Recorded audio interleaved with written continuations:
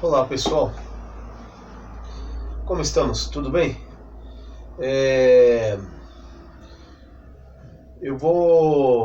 como eu havia dito, né, eu estou lendo vários livros ao mesmo tempo, né? A meta é bater aquilo que o Olavo nos ensinou, né? 80 livros por ano, e aí eu estou nessa pegada de intercalando os livros aí e junto com o Ortega y Gasset, o que é filosofia e o que é economia e o livro do Alexandre o Grande, né, que eu estou lendo.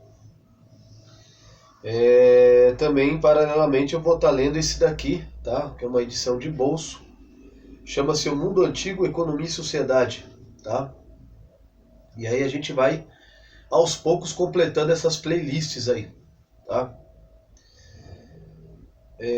Como eu havia dito, o canal ele tem assuntos variados, tá? Por que tem assuntos variados? A ideia é a gente se aprofundando nas questões econômicas, nas questões sociais, psicológicas, né? Para ter uma abrangência de opinião, né? O ideal é que você leia, né? Tenha uma profundidade na leitura aí, né? De economia, política, história, geografia, e você constrói, né? Você constrói a sua biblioteca pessoal e você vai seguindo a trilha do seu conhecimento, né? Nas áreas que você se interessa, né?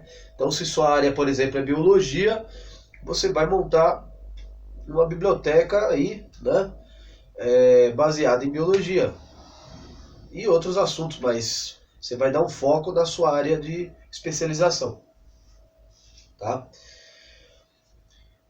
Então vamos lá. O Mundo Antigo e Sociedade, Maria Beatriz B. Florezano.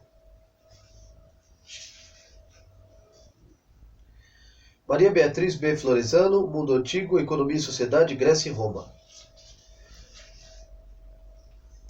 Índice, Introdução, página 7, Grécia, página 9, Roma, página 56, Conclusão, página 98, Indicações para leitura, página 102. Introdução.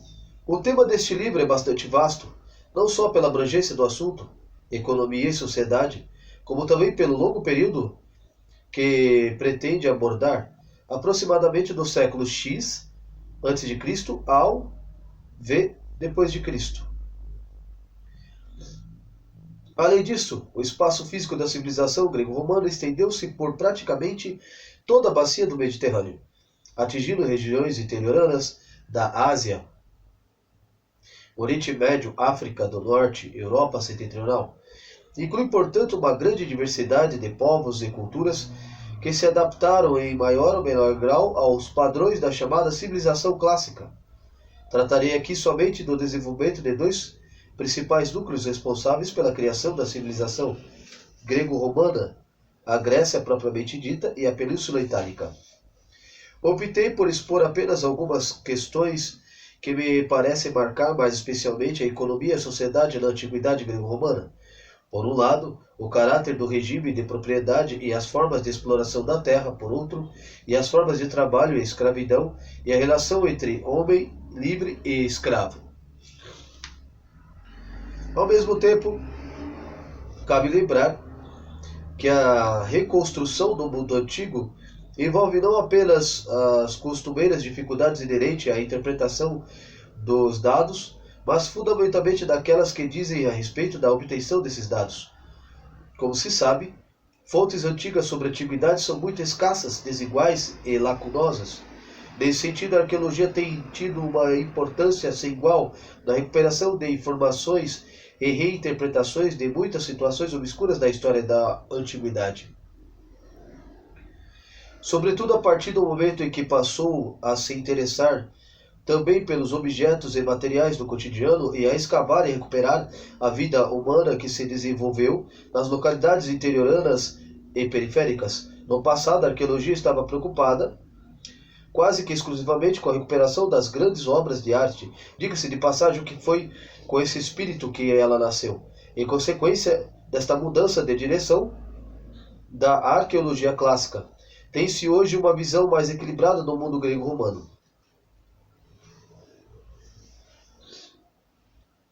Capítulo 1. Grécia. Sempre que se fala em Grécia antiga, pensa-se imediatamente em cidades-estados, polis, em democracias, nos grandes filósofos Sócrates, Platão, Aristóteles, na escultura e na arquitetura. E algumas podem ocorrer ainda no século de ouro ou século de Péricles, V. Ou mesmo as tragédias de Ésquilo, Sófocles e Eurípides. Convém estar atento, contudo, ao fato de que esses lugares comuns pertencem ao apogeu da civilização grega. O período clássico diz a respeito, sobretudo, a Atenas, uma entre muitas cidades que compunham a Helade na antiguidade. Esquece com frequência que a democracia, as grandes obras de arte, etc., e a plenitude da polis dependeram ao longo de séculos de formação, criação e amadurecimento.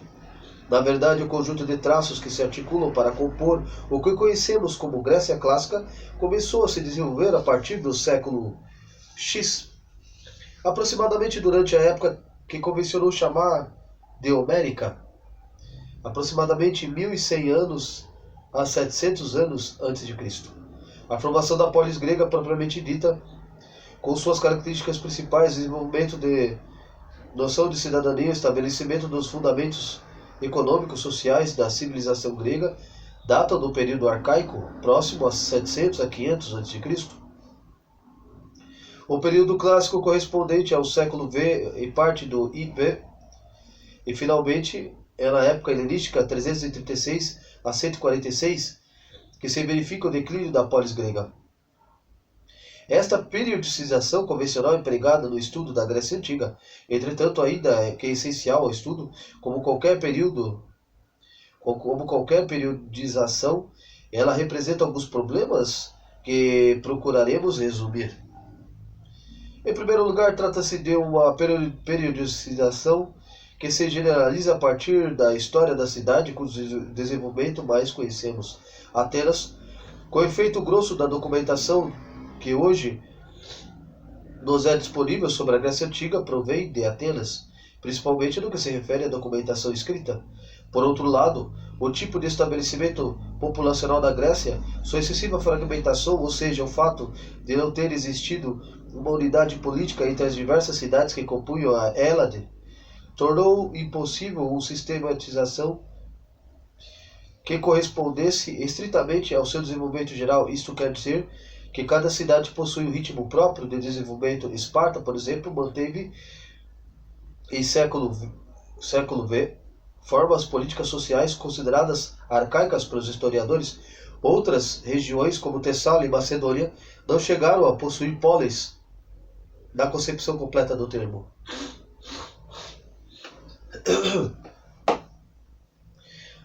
A segunda questão que se coloca quanto à periodicização diz a respeito da civilização micênica que se desenvolveu na Grécia na Idade do Bronze, aproximadamente 2.600 anos a 1.200 anos. Por muito tempo acreditava-se que esta civilização não estava relacionada à história grega. Entretanto, na década de 1950, a decifração dos tabletes de argila escrito em linear B, escrita silábica empregada pelos micênios, provou que a língua que se falava já não era o grego. Nesse caso, a civilização micênica foi uma civilização grega como tal deveria figurar como um período mais dentro da nossa cronologia. Entretanto, o conteúdo dos tablets decifrados, aliados à informação arqueológica proveniente dos centros micênicos, demonstra que este possuía traços sociopolíticos característicos do mundo oriental, não sendo possível assim estabelecer essa continuidade com a Grécia de tempos posteriores. No mundo micênico, apesar de todo o desenvolvimento material, não existiram cidades, mas pequenos estados que contavam com uma centralização econômica e política bastante acentuada. A produção e distribuição dos gêneros dependia em cada continuidade do controle burocrático, daí os tabletes em linear B, desconhecido na Grécia mais recente. Aproximadamente em 1200 a 1100, os dórios invadiram a Península Balcânica e a destruíram esta civilização. Mas, ainda que se tenha seguido um período de desordem acompanhado por uma generalizada diminuição das condições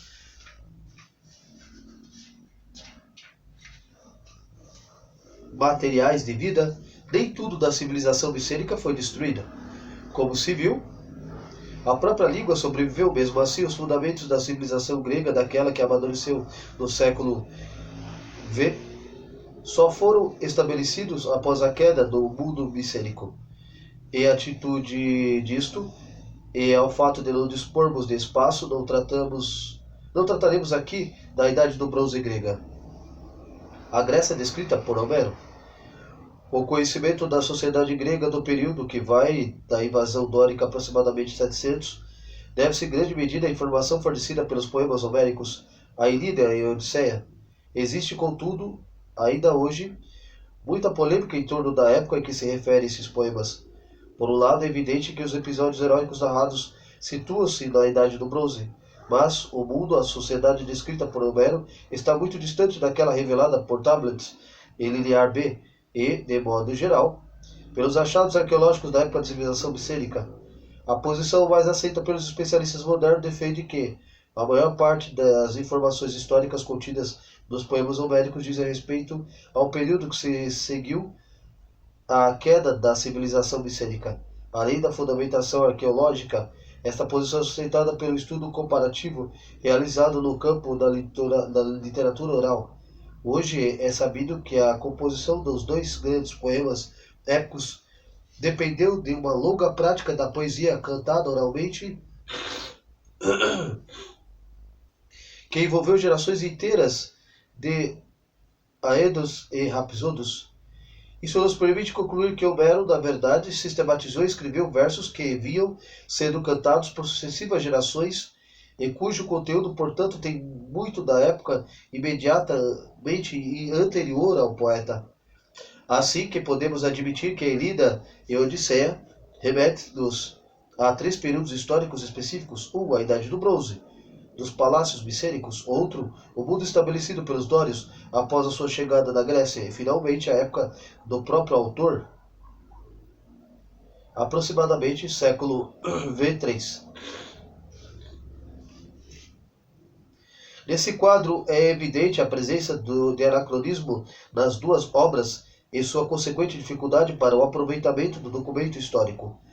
Mesmo assim, levando em consideração todas estas variáveis, os estudiosos modernos procuraram reconstruir uma sociedade a partir do relato homérico, relato que se procura, sempre que possível, confirmar ou não com os dados arqueológicos que vão surgindo. O mundo que se seguiu à destruição de Micenas, e também conhecido como o nome de Idade das Trevas, pelo fato de uma civilização florescente ter sido substituída por um período de declínio acentuado do nível de vida, seguido por uma profunda reorganização da estrutura econômica, ainda que no início de uma nova época possa ser caracterizada como uma idade obscura, veremos também foi o momento no qual a civilização grega teve lançados os seus alicerces, resultando daí a sua importância para a compreensão dos períodos posteriores.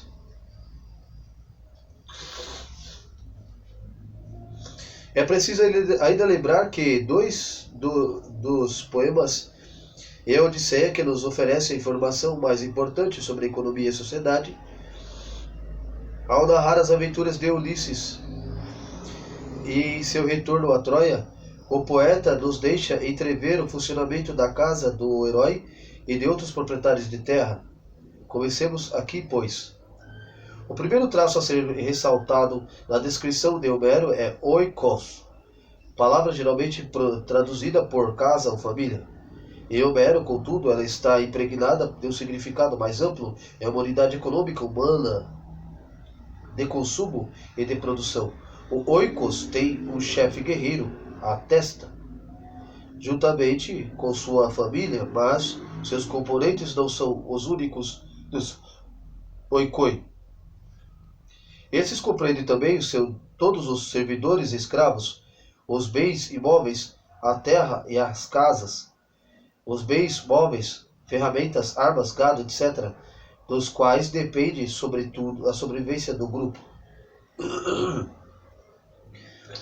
Pelo que descreve Homero, o trabalho produtivo do oikos era realizado pelos escravos. Ulisses possui vários deles, sendo os exemplos mais conhecidos os de Ebeu, o porqueiro fiel, e da Euricleia, comprada por Laerte, pai de Ulisses, e sua ama quando ainda pequeno. A Odisseia fornece algumas indicações a respeito da possibilidade da obtenção dos escravos. Uma delas era a pilhagem e o saque. Era muito comum que esses chefes guerreiros se reunissem para assaltar localidades litorâneas, roubar-lhes os bens, matar os homens, possivelmente os outros guerreiros, e levar as mulheres e crianças. Assim se refere Ulisses a uma de suas aventuras desse tipo. Abre aspas, a partida de Lyon, o vento que nos trazia puros aos Ismaro, no país dos Sícones. Ali pilhei e matei os guerreiros, e quando, sob muralhas, se dividiu as mulheres e a pilha das riquezas, fiz os lotes tão bem que ninguém o partiu, ficou. Ao partir ficou. Quando a sua parte enganado, fecha aspas, Odisseia 11, 337 a 42. Outro modo de obter escravos era através da compra. O próprio Eumeu era de nascimento nobre, mas quando criança havia sido raptada por comerciantes fenícios com a finalidade de ser vendido como escravo. Euricleia, a ama, também havia sido comprada quando jovem. Ainda que se contaste a existência de escravos homens, as escravas são mais numerosas. Na casa de Ulisses havia 50. Outro tanto é registrado na casa de Alcino, rei dos Feácios, onde Ulisses faz sua última escala antes de chegar a Ílaca. Essas escravas se ocupavam principalmente das lides domésticas, moagem, grão, cozinha, lavagem dos tecidos e roupa, limpeza, atendimento aos seus senhores e principalmente a fiação e tecelagem dos escravos. Homens também faziam afazeres domésticos, como atender nos banquetes, servindo os vinhos, cortando as carnes, mas trabalhavam igualmente nos campos, como o porqueiro Ebeu, o pastor de ovelhas Filécio e o pastor de cabras Milânio. Embora os escravos realizassem a maior parte dos trabalhos, os chefes de Oicos podiam também tomar parte de algumas dessas atividades, mas no momento em que bem desejassem, e nunca como uma obrigação com relação ao trem. O fato de ser sobretudo um guerreiro não impedia de ser também o que Ulisses era, hábil nas fainas agrícolas e nas caçadas, capaz de talhar o seu leito do tronco em uma oliveira e construir uma jangada. As palavras de Aristóteles, 4 séculos mais tarde, são válidas também para esta época. Abre aspas, o que faz a condição de um homem livre é que ele não vive sob constrangimento de outrem, fecha aspas, Retórica 1,137 a-32. Os senhores da casa também participavam dos trabalhos dos oicos, talvez até com maior intensidade do que os homens. Todas as atividades domésticas eram supervisionadas por elas, desde a preparação de um banquete até a lavagem de uma peça de roupa. Com grande frequência, elas mesmas se ocupavam dos trabalhos dos tecidos, traço cultural que se manterá vivo até a época clássica. Assim é que vemos Náusica, filho de Alcino, ocupando-se de lavagem dos tecidos de seu enxoval, entre aspas. A própria Penélope foi muitas vezes surpreendida fiando em sua roca, ainda ao amanhecer, e durante vários anos teceu o famoso manto que, à noite, desmanchava com a finalidade de adiar a sua escolha entre os pretendentes. O tratamento dispensado ao escravo não era do mesmo tipo. Enquanto alguns não eram dignos da menor confiança, outros, por sua fidelidade ou por sua boa vontade de realização das tarefas, recebiam um tratamento, entre aspas, privilegiado. E o meu era um deste. Havia recebido de Ulisses um torrão de terra e possuía uma família, e com o tempo pôde até mesmo adquirir um escravo para ajudá-lo.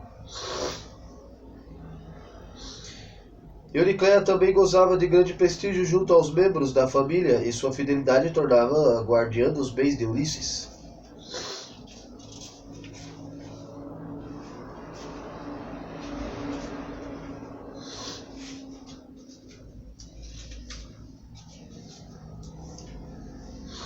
Nesse sentido, a condição destes escravos privilegiados, entre aspas, pode ser considerado melhor do que a dos homens, do que muitos homens livres, pobres, que aparecem vez por outra na Odisseia. Com certeza é impossível, na atual situação dos conhecimentos, atribuir a prática da manumissão, alforria, a um período tão longínquo, mas a posição de Eumeu, por exemplo, é muito semelhante à dos libertos da época posterior. É preciso lembrar também que, se por um lado o escravo é uma propriedade de outrem, sem direitos políticos ou econômicos por outro, ele conta com a proteção de seu senhor, e sua própria participação nos oikos já lhe dá uma certa vantagem sobre os homens livres sem propriedade. Na Odisseia, o indivíduo que se encontra ainda mais abaixo que o escravo na hierarquia social é o teta, o homem sem posse e sem especialização alguma. O teta tinha, de fato, uma posição precária. Era solto no mundo, vagava de um lado para o outro à procura do que fazer em troca de algum alimento, estada ou roupa.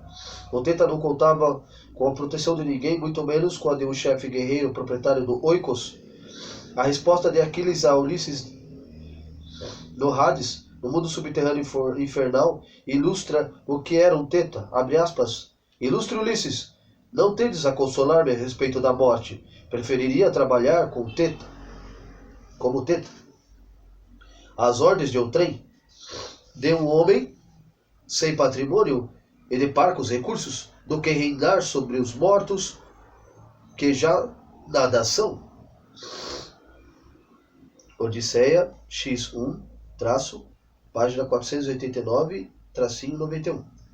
Vê-se depois que no período homérico a posição de cada indivíduo na hierarquia social não dependia apenas de sua liberdade, entre aspas, jurídica ou falta da mesma. No caso, a maior parte da integração do indivíduo no oikos contava muito mais. Apesar de Homero nos informar pouquíssimo sobre os outros membros da comunidade, que sem dúvida constituía a maioria, é possível pensar em homens livres, entre aspas, pastores ou agricultores, trabalhando em seu pequeno torrão de terra. Mas a existência de pequenos proprietários não é testada diretamente. Naturalmente, Homero estava muito mais preocupado em narrar as aventuras dos grandes heróis, a arrolar seus bens, do que discorrer sobre a condição de todos os demais que compunham a comunidade. Outra categoria dentre os homens livres mencionada por Homero é a dos demiurgos. Como seu próprio nome indica, demos, comunidade, ergon, trabalho. Demiurgo presta algum tipo de serviço à comunidade. São preferidos como os homens livres, possuidores de alguma especialização. Esses artesãos são itinerantes e, por ocasião de alguma necessidade, o chefe Oikos manda-os vir. É assim, provavelmente, como um ferreiro que Nestor manda buscar para dourar os cornos de um boi para sacrifício. Odisseia 3, página 425, tracinho 38. Os demiurgos, embora não sendo proprietários, gozavam de uma posição mais privilegiada dentre os homens livres pobres. Posição que lhes era conferida pela destreza e execução de algum trabalho. Em Homero, o profeta, o médico, o arquiteto, o aedo e o arauto são todos demiurgos. Portanto, o grego nutria pelo trabalho um sentimento contraditório. Ao mesmo tempo, admirava o engenho de um artesão habilidoso e sua arte, sua tecné. Desprezava o trabalhador e, ainda que compreendendo a importância de seu trabalho. Esse sentimento encontra o seu reflexo no panteão dos deuses olímpicos, Hefesto, o artesão divino, que forjava mais belas armas e baixelas para os deuses. Era ao mesmo tempo um ser horrendo, deformado. Por ser artesão, não podia jamais igualar-se em beleza à perfeição aos outros deuses. Dentre os grupos sociais escritos por Homero, Aquele dos grandes proprietários do Oikos evidentemente detinha o poder político. Esses guerreiros reuniam-se para realizar expedição de saque, guerras, etc. Formavam uma aristocracia fechada, cujos membros se identificavam graças a uma mesma posição social e econômica e reforçavam sua união por laços de parentesco, fidelidade e amizade. Esta aristocracia, na narrativa de Homero, reunia-se em assembleia e deliberava sobre os destinos da comunidade. Entre eles, um era rei. Seu poder era pessoal e o reconhecimento como rei provinha, sobretudo, da habilidade guerreira, sabedoria e riqueza material. Nas assembleias deliberativas, o povo, entre aspas, expressão que permanece vaga nos dois poemas, participavam também, mas sua função era mais de aplaudir ou vaiar do que propor ou deliberar. Nesse sentido, a famosa passagem da Ilíada, quando Ulisses interpela como um homem do povo, entre aspas, que foge da batalha, insensato, tranquiliza da batalha. Fala de Ulisses, abre aspas. Insensato, tranquiliza-se e escuta os outros, teus superiores. Tu sem valor, guerreiro, sem bravura, jamais contaste nem para a guerra, nem para o conselho. Fecha aspas. 2.2 198 SS. A polis grega, com sua assembleia democrática e a participação de política efetiva, estava ainda por nascer. Entretanto, já se nota que em Homero uma relação entre o poder individual do rei e o poder da aristocracia, tensão ilustrada pela luta entre Ulisses e os nobres pretendentes. Parece existir também um conflito entre o Oikos como comunidade econômica e o resto da comunidade. A própria existência das assembleias deliberativas com participação de todos os membros da comunidade, mas sem que todos pudessem deliberar por igual, não reflete outra coisa senão este conflito. A existência e o funcionamento do Oikos aristocrático pressupõe o ideal caro à civilização grega, a autarquia econômica. Com efeito, cada Oikos procurava bastar-se a si próprio em tudo que fosse necessário. Ele desenvolvia vários tipos de atividades: o pastoreio, a agricultura cerealífica, a produção de óleo, vinho, a horticultura, a fiação e a tecelagem. Entretanto, dois produtos indispensáveis vinham de fora: o metal para ferramentas e armas sobretudo, e os escravos, que representavam uma parte da força de trabalho. Para nós seria natural que estes elementos fossem obtidos através do comércio, mas a sociedade grega dos tempos de Homero, o comércio era uma atividade mal vista, da qual se dedicava os povos bárbaros, como os fenícios. Em caso extremo, os gregos poderiam trocar objetos necessários, mas estritamente equivalente, de modo que nenhuma das partes fosse lesada na operação. As necessidades de metais, escravos, tecidos finos, bordados, eram com frequência parcialmente satisfeitos através da pilhagem e do saque do sistema de dom e contradom. A pilhagem e o saque das localidades litorâneas, já mencionadas acima, implicavam uma desvantagem grande, que era o contra-saque. Mesmo assim, os chefes guerreiros aristocráticos, não raro, entregam-se a esta atividade. Aliás, o que foi a tomada de Troia senão um grandioso saque? A troca de presentes realiza uma certa equivalência entre os indivíduos, fazendo com que eles se considerem iguais. Através de uma aliança pode ser selada uma amizade reafirmada, um serviço prestado compensado. Quando a deusa Atena, disfarçada de mentor, o chefe Táfio prepara-se para partir, deixando Telemaco, e este diz, abre aspas, voltará para o navio de ânimo alegre, levando um presente magnífico, precioso, que guardarás como recordação de mim. Qual o que os hospedeiros costumam dar aos hóspedes amigos que recebem em sua casa. Fecha aspas. Odisseia 1, página 311 a 18. Na verdade, a prática da troca de presentes possuía por trás do significado ritual uma importância comercial, entre aspas, de transação econômica. Objetos de bronze, ouro, prata, tecido, escravos, bois, etc., eram trocados e os senhores dos oicos, ao mesmo tempo que assumiam compromissos com seus iguais, iam formando aos poucos sua riqueza e aumentando o seu prestígio. Esta riqueza era acumulada sem fins produtivos, e a maior parte destes objetos permanecia guardados dentro da casa, sob as chaves. E alguns eram retirados ocasionalmente para serem oferecidos a um hóspede ou algum sacrifício aos deuses. Parei na página 23. Obrigado. Pessoal, muito obrigado aí para quem ficou para ouvir.